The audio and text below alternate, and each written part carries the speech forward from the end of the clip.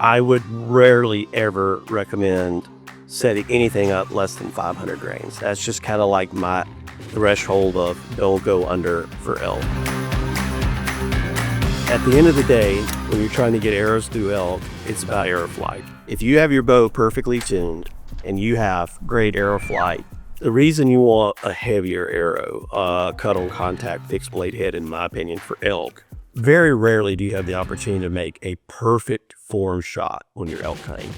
Normally you're on the side of a hill, or you're running, or you're leaning around a tree. You're always in these contorted positions, and so you're not going to execute that perfect form shot.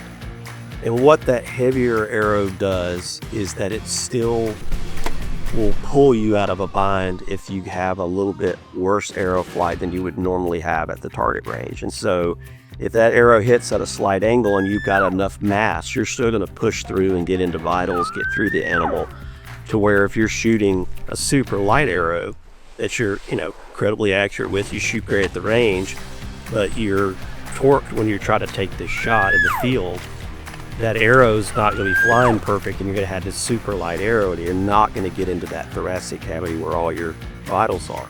And that's incredibly important. And so that's why you need to set up a little heavier, a little slower, a little more forgiving setup that's going to compensate for the errors that you're going to induce into that shot.